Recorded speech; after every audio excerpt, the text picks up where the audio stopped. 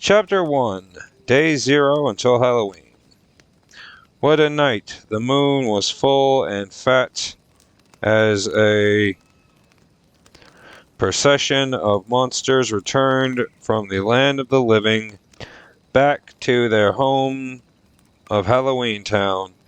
Dead leaves scattered around their heels as they followed a sign held by a pumpkin-headed scarecrow that directed them to the town's gate.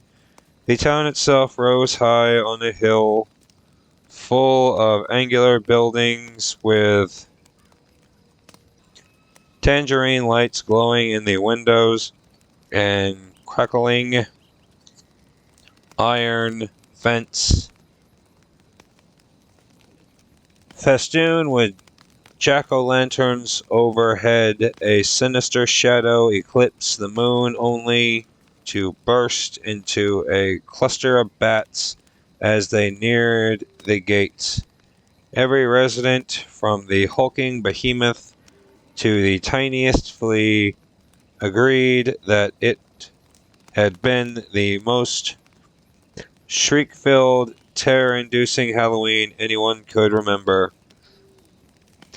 Their voices rang out as they celebrated their most beloved night. This is Halloween. Their haunted words painted a terrifying picture of a night filled with mayhem and mischief.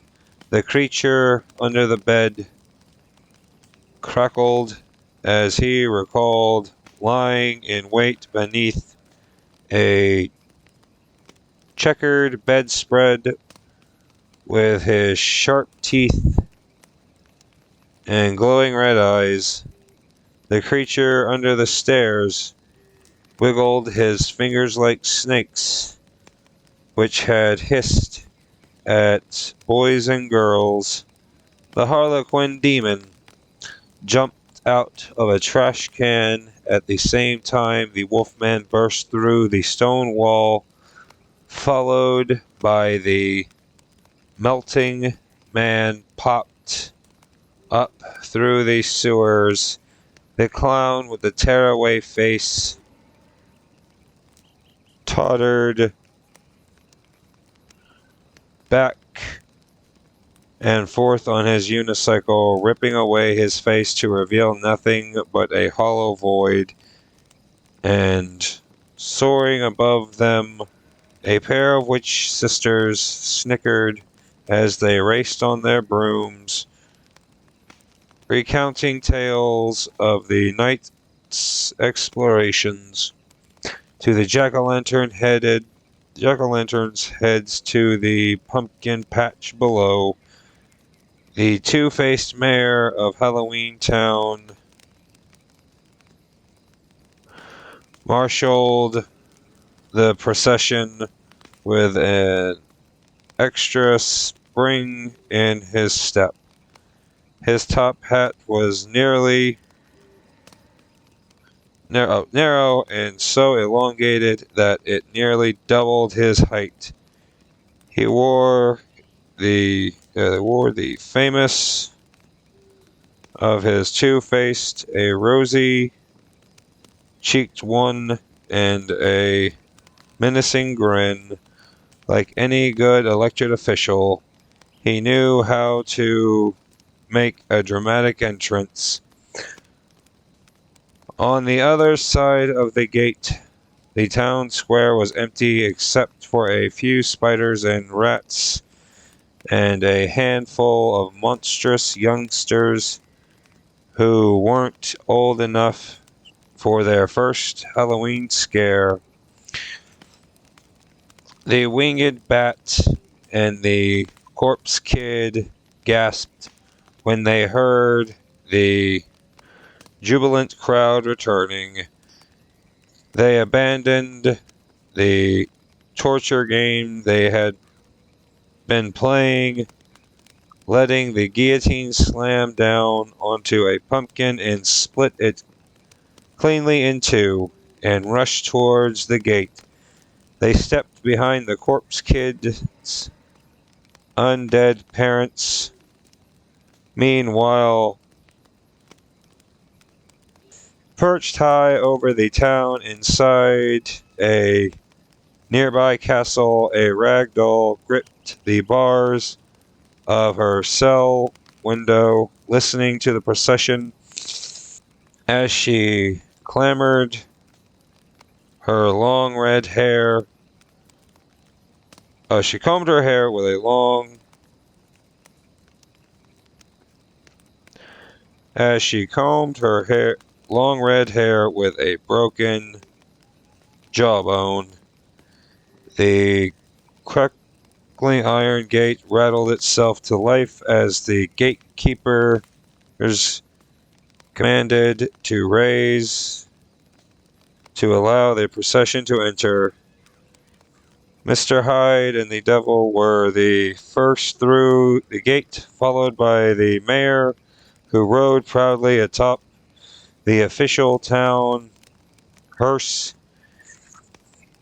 He threw open his arms in triumph, even though the only person he'd managed to scare all night, he had been a sneezy little boy with hay fever. Light flickered in the window of the houses like grinning jack-o'-lanterns. The night was violet, black, and starless, lit only by the moon and the greenish glow of the fountain bubbling slime in the center of the town square. Creatures of all shapes and state of decay paraded in the spiraling pattern around the fountain. Despite the axe permanently embedded in the back of his skull, Behemoth hoisted a rope over his blue fleshed shoulder, pulling a straw horse on wheels that carried the pumpkin-headed scarecrow from the field outside of town. To everyone's surprise, the scarecrow atop the straw horse suddenly sprung to life. The crowd gasped as it. What clever devilry was this? What?